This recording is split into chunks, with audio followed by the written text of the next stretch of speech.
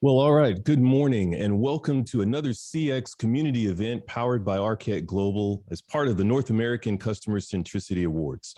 For those of you that I don't know, my name is Marlon Hardy and I get to be your host this morning. I work for a company called Worldwide Technology as the Chief Digital Experience Officer and have been in the industry about 20 years, working with various customers across verticals. It's a pleasure to be with you all this morning. We have wonderful content prepared for you this morning. Here's our agenda. We're going to do brief introductions just after our welcome, go through some opening statements, and then we'll have an open discussion with four of our leading panelists that you will just enjoy the discussion, but we encourage you to ask questions and to get involved in the discussion as well. I'd like to take a quick pause now and hand over to my dear friend and the CEO of Hyatt Global, Mr. Mark Hamill, to welcome you himself. Mark. Thank you very much, Marlon, and welcome everybody. Good morning.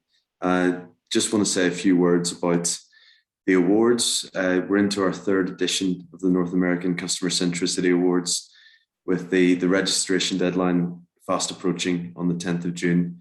For those of you that aren't already involved, we'd love to have you there. And we're just talking before that we're going to have some form of physical watch party in Dallas on the 13th of October as well. So hopefully we can get back to sort of in face-to-face meetings and events quite soon. So any information you'd like about the awards, feel free to reach out to me or my colleague Laura, and we'd be delighted to welcome you there and enjoy the session. And yeah, have a great day.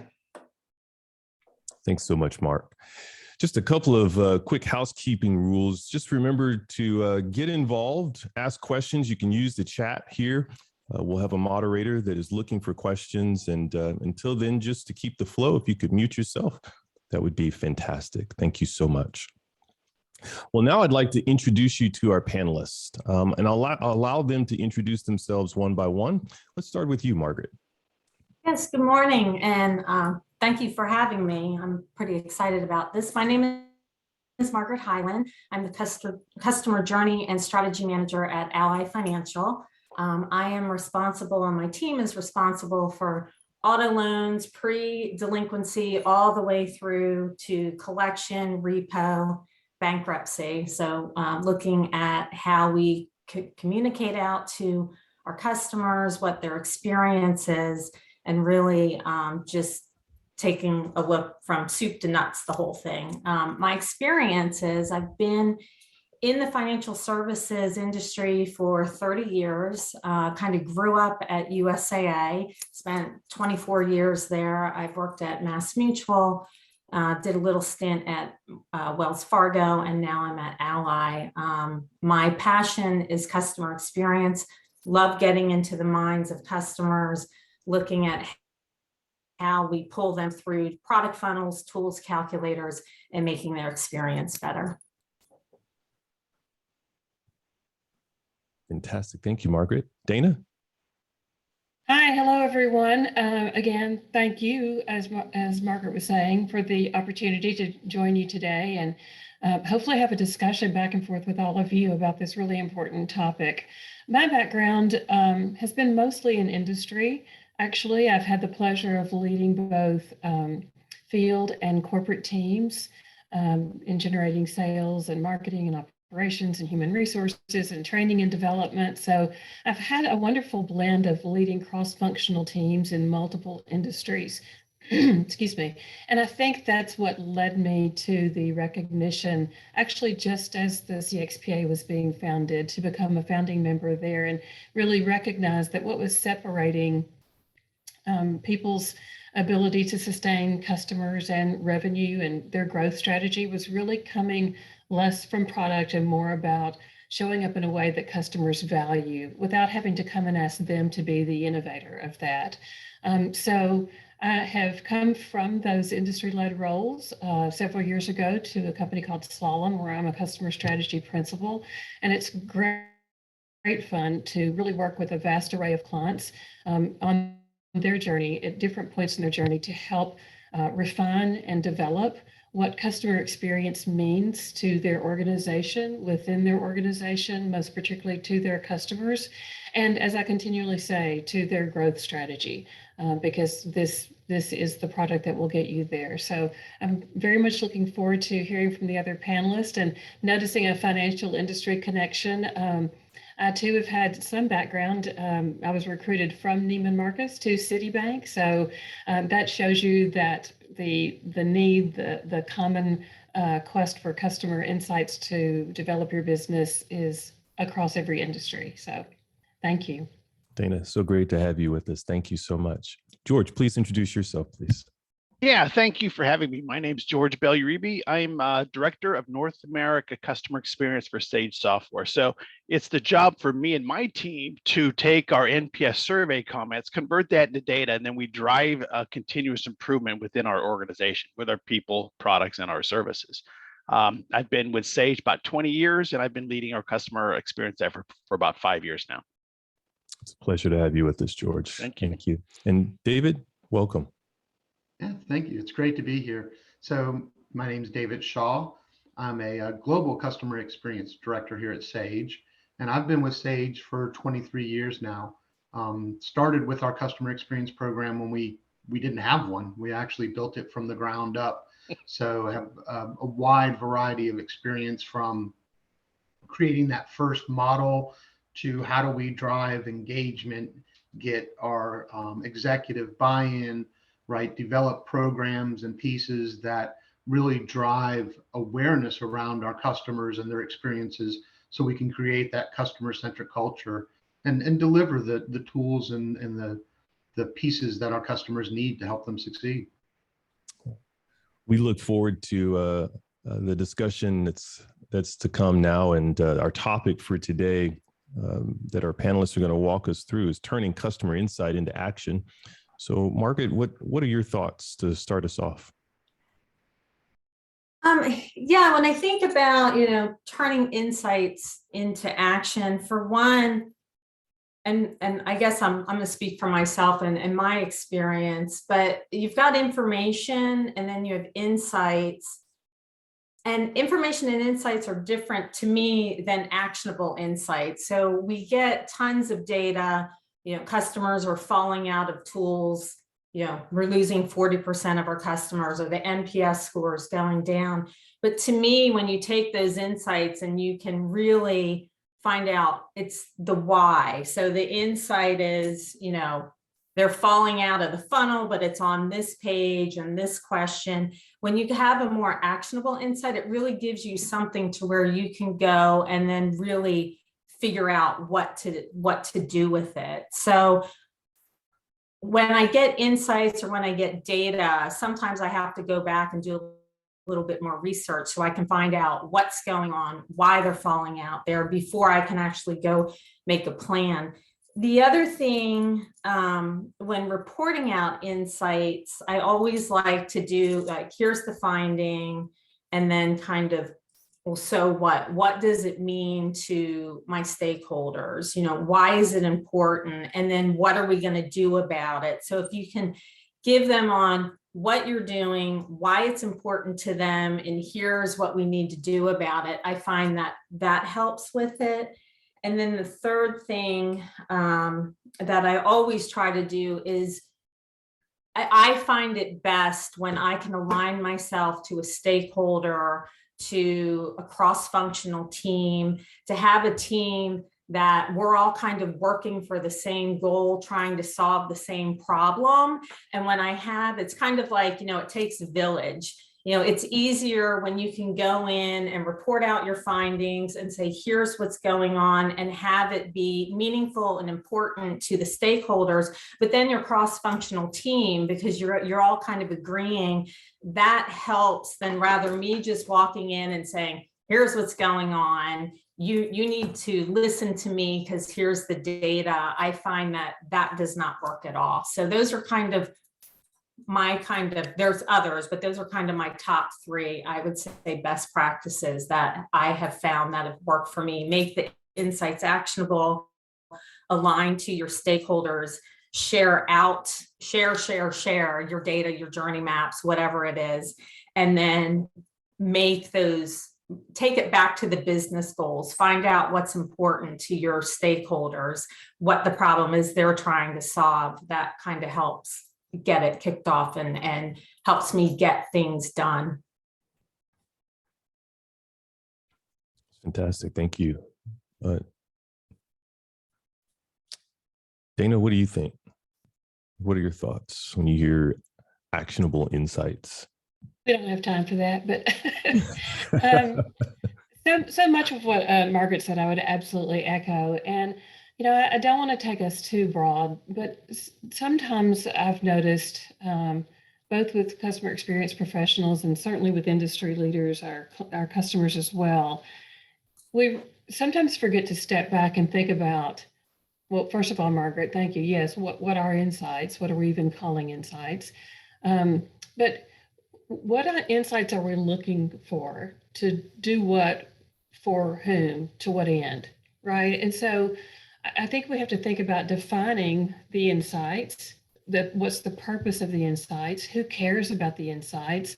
As again, Margaret said, I like to tell folks I've got a tattoo that says, so what? What are we going to do with this? And maybe that comes from my being held accountable for a P&L for too long, but I don't want to go in and be trying to convince someone to listen to me. And I think we have to get clear when we come into these roles.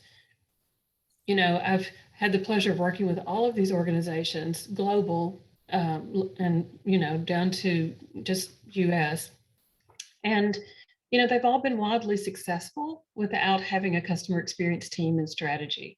And now they're recognizing something that they need, and they're thinking about it as customer experience. And they have decided what it is, and that's absolutely okay. And we meet them where they are, and maybe there's a chance we can expand that thinking. But I say that to say, because we are all trying to stand up teams. I was the first VP of CX for Thomson Reuters, and I know several of you are and have been as well. When you're thinking about standing that up, one thing I recognize is, am I being hired for a position or a philosophy? Is this a role that someone's expecting me to do something about CX in the organization, or is the organization philosophically open to thinking about how we do business differently? And that's really going to inform what insights I'm going after, why, and who it matters to. So who's my audience that's going to care about the commitment they made to invest in the infrastructure of a team? And that really informs the action too. So I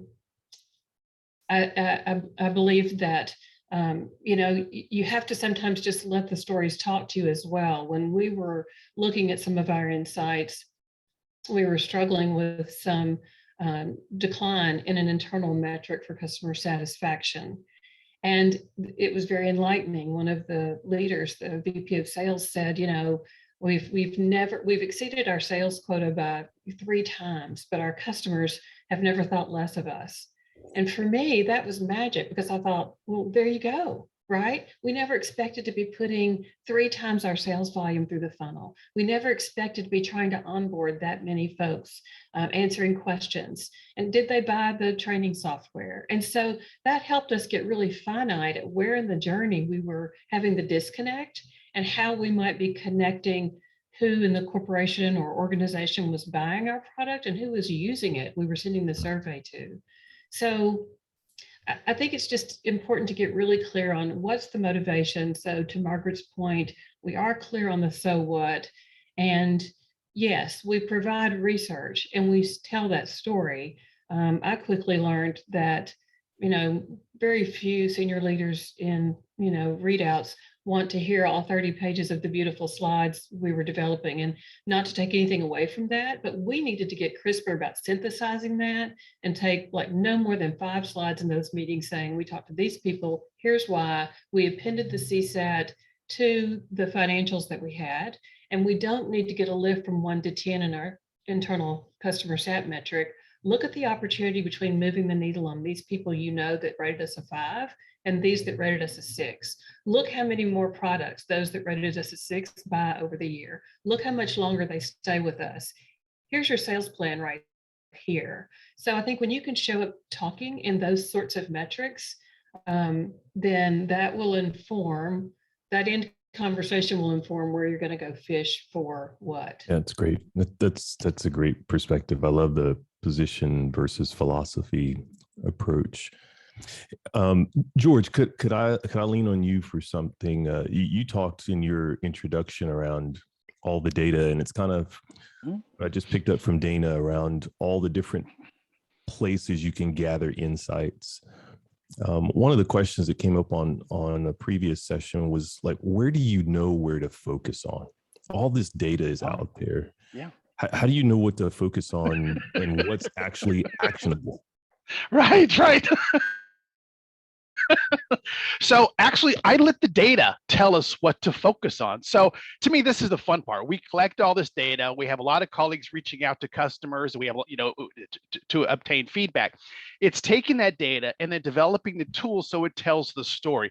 I need to know what they're happy about. I need to know what they're not happy about, right? And then I can look at those numbers year over year. And with our Tiger teams that we have, so let me back up. We have Tiger teams. These are cross-functional teams tied to all of our major products, and we meet on a regular cadence. And what we do is we go through this data, we share the story, and I can show year over year where customers are happy or where they're unhappy and what we need to focus on. And when doing so, these are the experts. They go through, they put in the action plans, and then we're able to create tools to monitor this to see, are we moving the needle or are we going the other way around? And so it's really just following what the customer says. It really isn't rocket science. You don't need a whole lot of tools and a whole lot of statistics. It's just listening to the customer and really reading the data and following what they want, because they'll tell the story. And once you achieve a certain goal, they're going to tell a different story, whether they're happy or whether you've gone the other way around. So really, it's really just basic to listening to the customer. George, do you agree, or David, do you agree with George? You're both in Sage. Yeah. Yeah, it is. And George has done a great job of building on the foundation that we've laid, right? And it wasn't always like that at Sage. So, 23 years ago when I started, Sage was just growing, and we were a company of acquisition.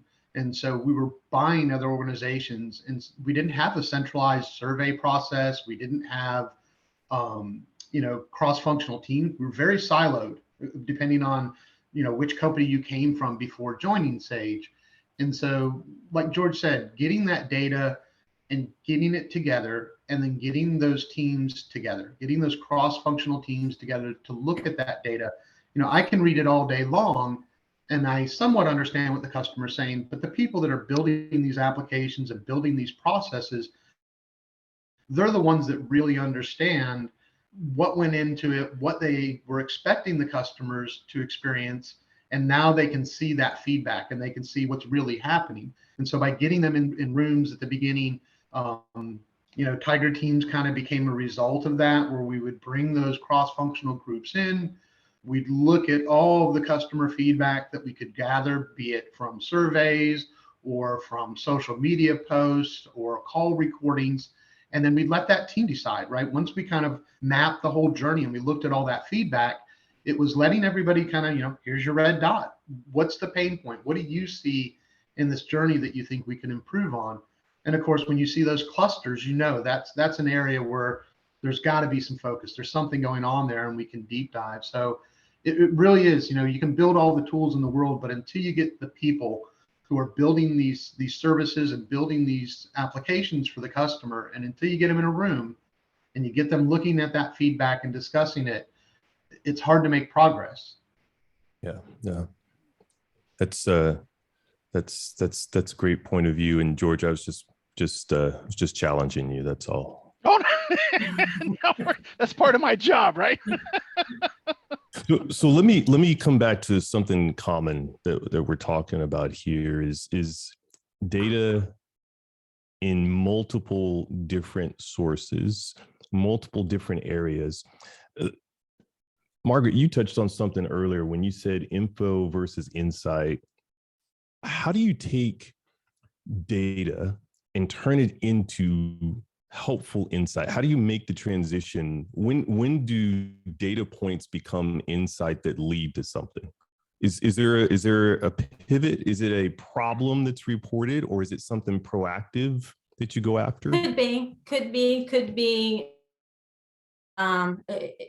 You know, we've all talked about having tiger teams, cross-functional teams, aligning to stakeholders. It could be something that the teams are seeing, or they come back and say, hey, we've got major fallout here, or as we're looking at, you know, could be Tableau reports, Power BI reports, you're seeing major fallout somewhere. So it could be that you're being proactive about it. It could be that, again, it's a problem that is seen. I have an example that I have is, you know, we're looking at something and it was, you could see somebody's falling out, or you've got a 40% drop off on this page, but you don't know why. You've got the information, you see people are falling out, they're not completing an application, they're not completing a quote or the calculator, whatever it is, but you don't know why. So at that point, you start digging, you start going in. You know, sometimes you have tools where you can go in and see, okay, it's this question, or maybe you have tools where you can, like tea leaf, and watch the sessions and see what's going on. It could be something in the customer surveys that is trending and is a common theme. So sometimes it's clear, but then sometimes you got to go back and dig through the data and look through it and then find the problem. And then from there, you can say, okay, you know, what's the plan to make this better or make the experience better?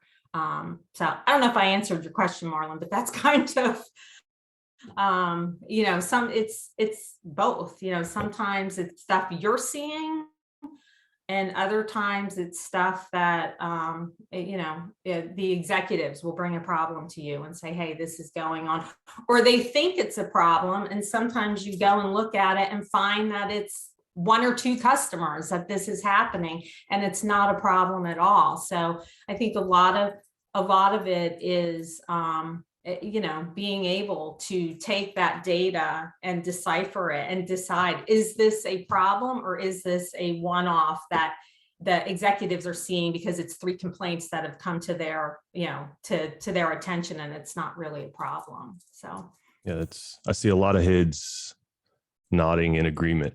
Let me go to the audience here. I see a question from Sam. Can you explain with a real life example or a use case? Sam, I don't know if you're out there. Do you want to elaborate on your question?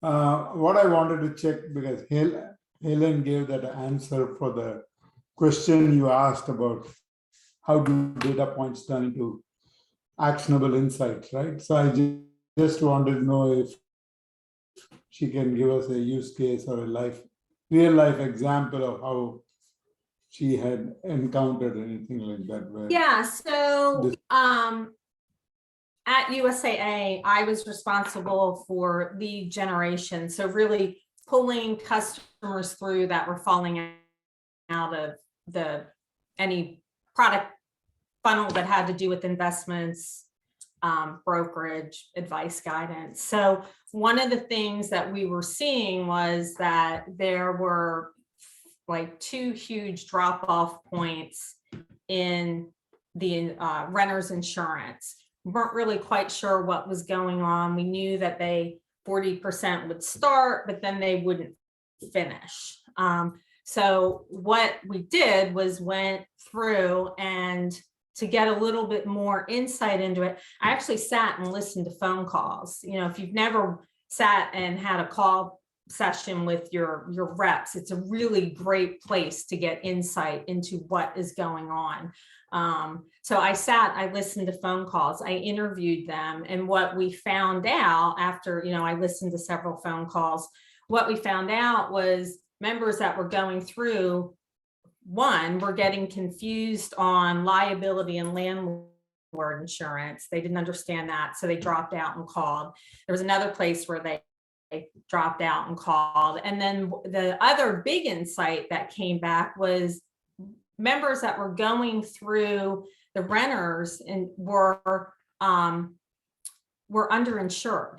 They thought they needed less insurance than they did. So what we did was we put in some proactive advice for them. So if they were answering questions a certain way, we would pop up something that would say, hey, think about this, or this is the difference between landlord and renters. Now, to get it implemented was difficult. A lot of people didn't want to do it. They were kind of like, oh, so we took and we just said, okay, we're going to pilot it and run it for a certain amount of weeks. And it was highly successful. And then from there, we took it to other funnels that were having difficulty. So, sometimes it's, something's going on, you're not quite sure what's going on. Again, I like to go listen to phone calls. It's probably the first place I start when I'm looking at any experience. I will go to that call center and either talk to the reps or listen to phone calls, because you gain tremendous amount of actionable insights into what is going on with that experience. Okay, thanks. It's a great question. Thank you, Sam. Appreciate that. Keep the questions coming from the audience. I see a lot of confirmation around listening to interactions out of the call center. Let me ask this question. We're talking about customer insights. Those of you that know me well know I love to focus first on the employee. Start with the panel and go to the audience. How often do you find that the employee listening or the employee insights lead to great customer insights? I see heads nodding. George, go ahead. All the time. It's interesting. Our colleagues, they know the issues. They know where all the issues are. That's why I love the Tiger teams. They're the experts. They know that there's a problem. They just, in their position, for whatever reason, they may not feel empowered to do anything about it. But we bring in the customer data, and it reflects the same thing that our colleagues are saying, and then we tie them together, and then we get these, the people who can affect change, we get them together and we put action plans to drive change. But the colleagues, it's a deep source of knowledge and customer insight right there. They're talking to customers every single day. They get it. So yeah, it's incredibly valuable. Thanks, George. David, I saw you about to say something too. Go ahead. Well, and it's important, right? I think this goes back to, you have to have the culture and you have to have the leadership buy-in from the start. It has to be there. And if you don't have it, that's where you need to focus first, because until you get the buy-in from your leaders and until you get the support of the colleagues, you're just going to spin your wheels, because you're going to come up with these feedback, this data, all this wonderful insight, but nobody's going to want to action it. They just stay in their normal day in, their business as usual mode, right? And even when we would start to bring in the teams to do mapping or show them insights and try to build their interest and get them involved and engaged, oftentimes, they'd leave that workshop after 2 days. Yeah, rah, rah, rah, we're going to go fix the world. And they get back to their desk and it's, oh, I've got all these to-do things. So fixing the world gets put off till tomorrow, and let me do my business as usual. And that's where that executive leadership, where you can then go back to the leadership and say, we've got to fix the world today. That's got to be the business as usual. And business as usual will change when we fix the world today. What you think you're doing right now is not really what you're going to be doing tomorrow when we address these customer issues.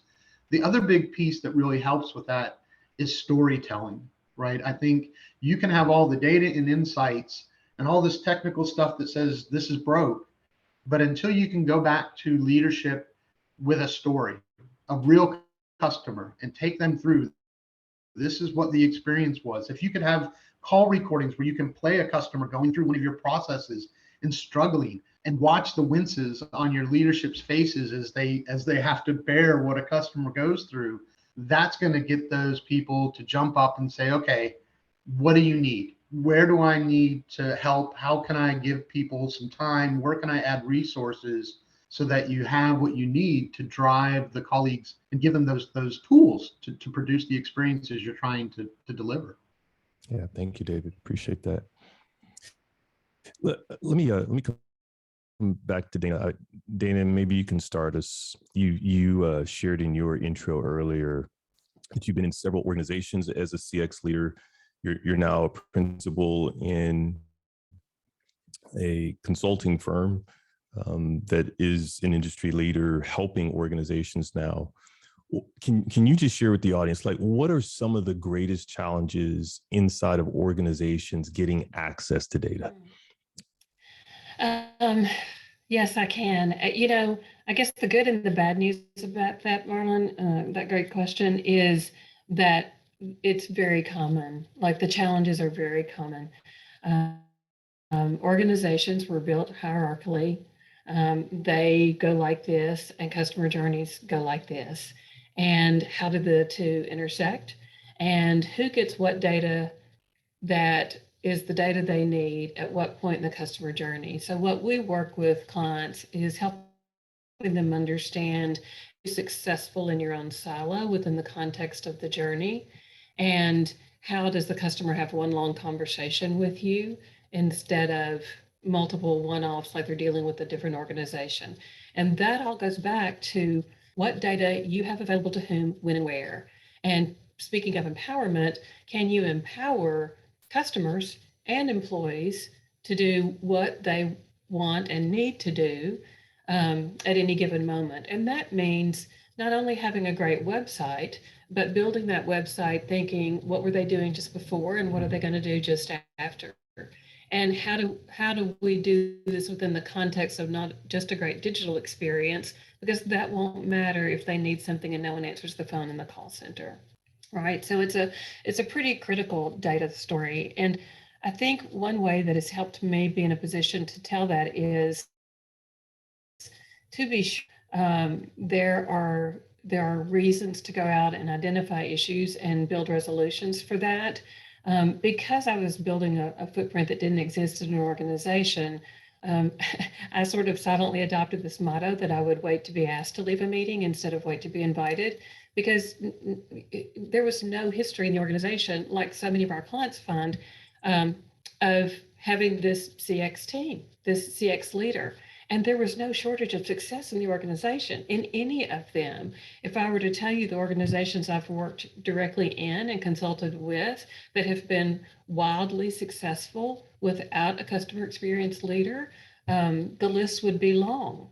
But there's enough noise, and having done this for a number of years, there's enough recognition in the market now saying, I've got to find for whom I'm the right option. And so I continually counsel clients to, first of all, I come to them and say, what are you trying to achieve? Don't tell me, same approach I took when I was the leader of training and development. I meet with them and say, what are your goals? What are your annual goals? Where's the gap? What are you going to be reviewed on? What are you going to be bonused on? What are you going to be held accountable on? And then let me go back and talk to the team and continue to confer with you about how we can support your success in that. Because if the company's measuring them on sales, it is hard to get their attention because you're banging on their door about an NPS score. They're not reviewed on that, right, wrong, or indifferent. They don't have skin in the game, and there's no history of them ever needing a you in the organization. So I think it's incumbent on those of us coming in to build that value and articulate the story of how, when we align with what their opportunities and challenges are as business leaders, to hand them what they were missing to make the strategic decisions about how to market, run, operate, and measure that business, then the conversation shifts, right? Then it's, I'm handing back to you what we both agreed you needed, and I'm not trying to fight for time on your calendar. And I mean, I'm not saying it all works out always that beautifully, but somebody in the organization had an idea, we need customer experience and or a leader. And so that's, I need to build that value internally and be the vehicle that gets them the insights they need to take action they're willing and able to do. I was discussing this in a workshop with a pretty significant client just earlier. It's just, a lot of times organizations really aren't clear on how they make money. And I say that with all due respect. I mean, I started with Neiman Marcus, and back in the day, they know a lot more now, but back in the day, we knew our best customers, but that didn't always indicate that they were our most profitable customers, because just because they bought a lot over a certain period of time, we weren't really tracking what they returned, right? So, you know, a lot of companies are really surprised and interested to start with the question, do you know how you make money and from whom? Who are your target customers? Because if we're going to be chasing, you know, every customer across the world, you know, all customers are important, but they're just not all equal. You cannot be all things to all people. So if you start identifying your target segment, and I'm unashamed about saying from whom you make money. I mean, you're paying us as a team to generate something. Let's align on what's going to look like success to you. I may like it or not. That's my opportunity in taking the job. And then I'll find a way to deliver around that. So it's like the VP of sales said to me one time when I was in an interview and said, you know, now we do CX, we have the CX team, and I've got to do my day job. And then at some point, I've also got to do CX. And I think that's the challenge, is that it's viewed as a thing somebody does. And that's what I mean by philosophy instead of position. And I said to him in the interview, I said, well, you know, if we get this right, CX is how you do your day job. It's not a separate thing. Let me come in, let me do the research, synthesize the insights, and hand to you what you don't have today, so that you're able to make smarter business decisions and go after those pockets of where we are most exposed. Because if we are not showing up in a way that our target segment, if we don't know who they are, that's a problem. If we know who they are and that we don't know how they talk about us or define us, that's a problem. When we go and find that out, and so rather than chasing the insights, then I'm targeting the insights to those particular elements. Then when we hand that back to them, then we can see the gaps, and we can also see that the problem's here in the call center, but guess what? The root cause is back here on the website because we didn't connect the two. And so then you can get very strategic about resolving those issues and really turning it into a growth strategy. So you got me on the soapbox, so sorry. I touched something sensitive, didn't I, Dana? It's amazing. And I see a lot of confirmation. Again, thank you for sharing that. You know, as you mentioned, can I tag on something about that real quick? Yeah, please. Thank you, Dana. That was, I mean, that's awesome. Exactly right. You know, as CX leaders, we don't have to have all the insights. We don't have to have all the answers. That's not my job. My job is to get you to think about the customer when you're doing your job. When you're hiring people and recruiting, you need to think of the customer. When you're writing code, you need to think of the customer. When you're a product manager, you know, developing a product, you need to think of the customer first. If you're doing that, then it's a mic drop. I've done my job and I can walk away, right? I mean, that's what I'm here for. Yeah, I think you're exactly right. And I think to add on to your great point, our obligation with the insights is to have in front of them how to think about the customer, right? What to do, because they're thinking about the customer all the time, how to sell them more, how to keep them from returning things. So you're right, they're thinking about it. How can we help shore up something they haven't had with something they haven't had before? Look, you know, here's exactly what those customers want. Now, guess what? We may not be willing and able to do both of those things. Mm-hmm. So which of these things that our target customers value most are we willing and able to do? And which of those things matter the most? I worked with a client who wanted to do a very gracious thing. They were in the hospitality industry and they wanted to have the client's drink of choice waiting on the golf cart when they got there. And operations was pushing back about how challenging that would be to do. And not to be sassy, but you know, I said to them, as lovely as that is it why they join your club? Is that, you know, so let's work our way to that. And if it is, and it could be, I don't know, it's a fair question. Let's go get the insights and find that out. And then let's focus this time and energy on, you know, a lot of folks, I've worked with an international healthcare organization that wanted to, you know, copy the folks across the street. And I said, but what if they're with us because they love that we don't do that?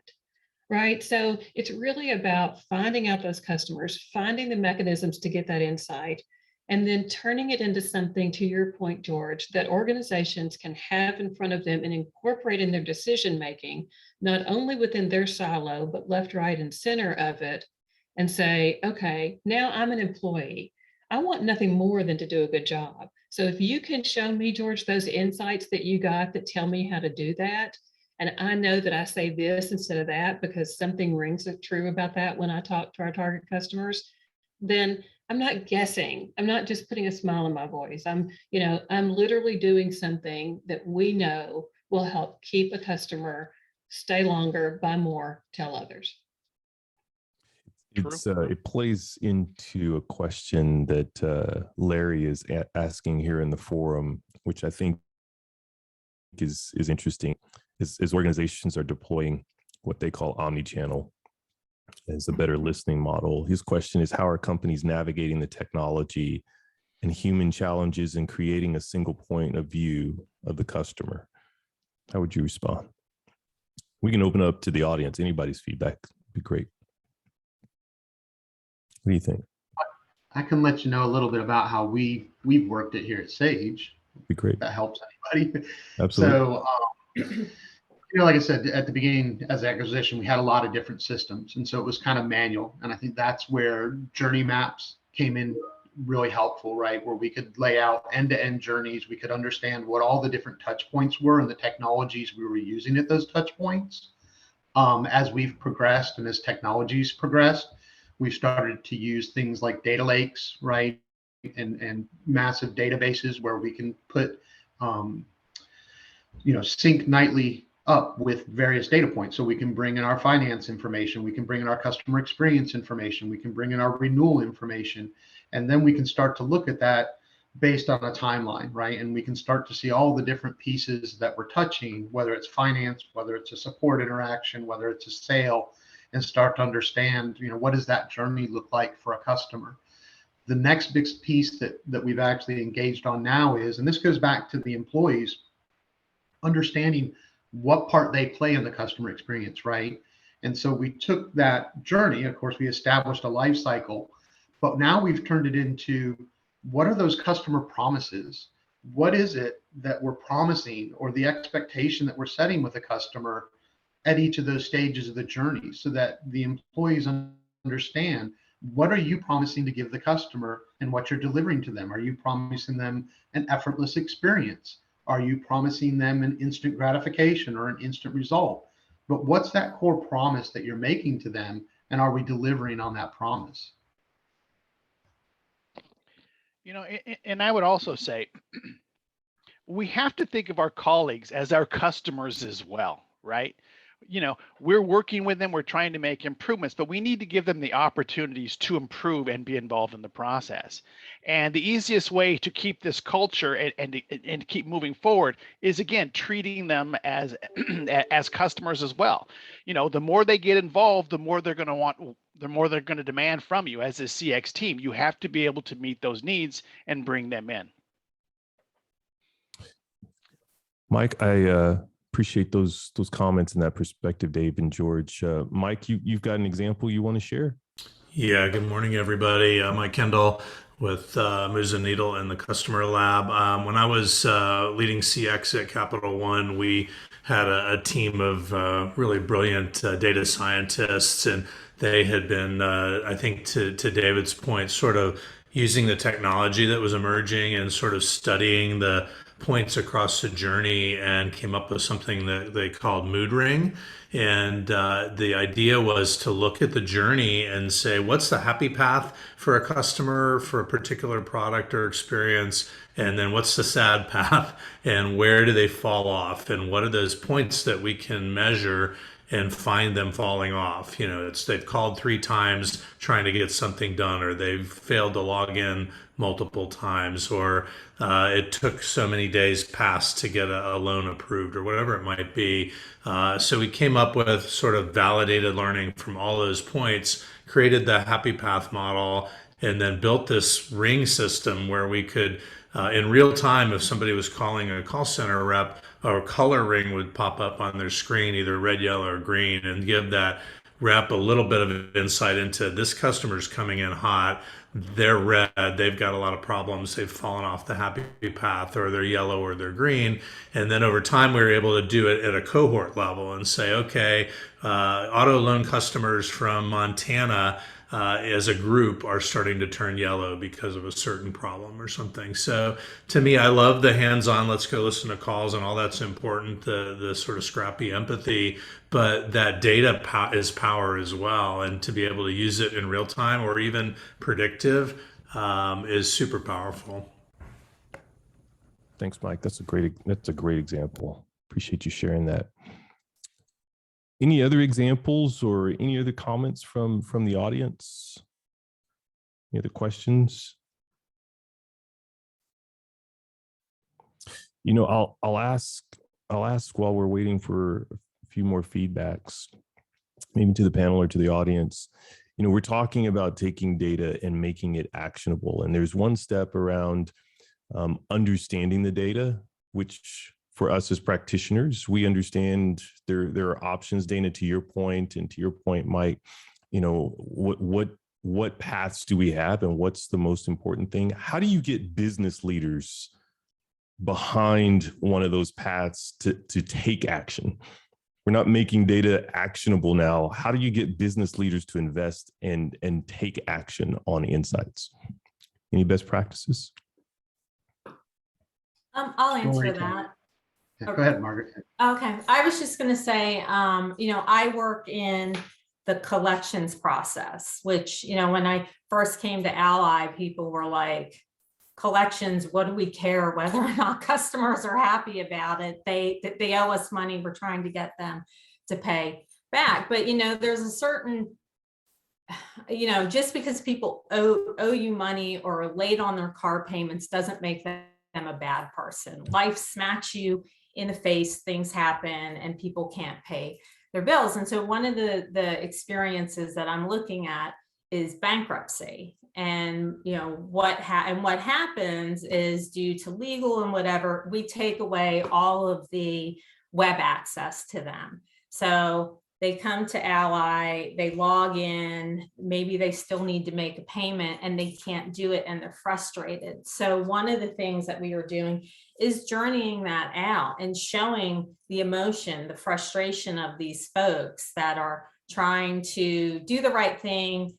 make their car payment, and they're frustrated and they can't do it. And so I think when you can take you know, the journey, the data, and present it in a way that shows it from the customer's point of view of you know, the happy path, the sad path, whatever, that their frustrations and how difficult we make it and make that real, that, I mean, that does help with the situation. Because I think, you know, as I've explained it, and my team, we've been talking through it, eventually these people are going to be whole again. They're going to be in a financial place to have another car, to have another auto loan. And, you know, we want them to think of Ally, and we don't want it to be the reputation of Ally where somebody's like, oh God, you know, they were horrible to work with, and, you know, we're never going to work with them again. So I think when you can bring in emotion, kind of share with your leaders what your customer is going through, that helps get things done in a way that they may not even have been thinking about it. So that's fantastic. Thank you, Margaret. David, you were going to answer, give your thought. Well, I think it's right along what Margaret was saying, right? I think one of the most powerful things we've been able to do is, once we've identified something, right? Once we know that there's a trouble area, and we go through a journey map workshop, and you bring in the cross-functional team, and we do what we call front stage and backstage mapping. So we look at not only what's front stage, what's the customer touching, who are they talking to, what are they interacting with, but then, you know, when we know there's a problem area, we drop into backstage and we start saying, okay, who are the people? What are the processes? What are the systems? What's all happening when all of this customer facing stuff is happening? And when we can identify that and we can go back and we can pull call recordings and emails and interactions, and now we have a story that we can take back and we can say, you know, this is customer John Doe, and here's John Doe calling to go through this onboarding experience. And you hear the pain as he's trying to get the help that he needs, and they're not understanding. And they're saying, well, but you need to go do this first, and then we can move you into this next stage. And so when you can take that story along with the data to the leadership and say, okay, we're going to play a story for you, and you're going to go through the emotions that this customer goes through. And we're going to pause at some of these points, and we're going to say, you know, here's they're feeling sad. It's a negative point. They're upset. They're frustrated. And let's see why. Well, there's 4 people that had to make a decision. There's 12 processes that are happening right now. There's 23 different systems that are having to be updated and at play. It really helps them visually and emotionally attach to, we've got an issue there. And they're more willing to then say, I'm going to give you the resources, the funding, the people, whatever you need to fix that, because that obviously is a pain. You know, when they can see it and they can feel it, then they're willing to address it. Love that. Thanks so much, Dave, for laying that out. I think we've got time for one last. Oh, go ahead. I was just going to say, Marlon, I want to touch back on what Dana had said earlier. If you want leadership involved, you got to make sure they got skin in the game, right? I mean, we get what we measure. So if you want leadership involved, I know at Sage we have very, very aggressive NPS targets, and we have our bonuses tied to those. So, you know, if you want to get leadership involved, they got to have skin in the game, you know, based on their salary. You base it on their bonuses, whatever. You know, if you've got a salesperson and their number one metric is sales, you're going to get great sales, but the customer may not be happy. You tie a CSAT or an NPS metric to that as well, you're going to get both. So you really need to tie it into the metrics on how we're measured, because we've seen that here in Sage. Yeah, it's a great point. Thank you, George. I appreciate that. And just in wrapping up, Marlon, because I know you're ready, one final comment is that my initial response to your question is you've got to make it about them, right? I mean, did this organization ever exist before? And so how do they use you? We teach people how to treat us. So, you know, if you show up and understand, basically, I think you have to walk in and show them, this is where we lose customers. This is where you're losing revenue. This is where you're losing an opportunity for a cross sale. This is where, so taking the customer sentiments for which we have emotion and respect and tying those to the disconnect in what they're measured on does them a favor and puts them in the empowerment seat to choose to take the actions that will reconcile it. And they have every right then to expect a return. That's why we've got to be really clear on the metrics up front, right? And very finite in the insights that we hand them. But that's how it's going to get to action, because I think very few, if any of us, manage a P&L as CX leaders and sit in a position to go execute the change. So I don't want to have to fight a battle about something that's going to make the company grow. Let the leader have these insights and explain to someone else why they did or didn't embrace them. That's why I think, you know, I'm kind of radical in that regard. I don't want a separate CX score. I want to know how what this group does is going to hit all the financial metrics you currently judge the success of the business on, and target my team and I to that. And that way I'm very connected to what other people have interest in achieving. Thank you, Dana. Appreciate that. Hey, we've got 5 minutes left, and I want to make sure we get everyone. There's one more question from James. James, you want to ask your question? We'll see if we can get an answer. Yeah, thanks. This is for Dana. I really would listen to you, Dana. So great customer experience obviously boils down to delighting every customer on an emotional level, anytime and anywhere a business interaction takes place. I've heard 2 themes here, right? Emotions and interaction. So obviously optimizing the customer experience requires a sophisticated tool stack. So my question is of Dana, and of course anybody else can jump in, where do you start from a tool set perspective? I love that question. Say again?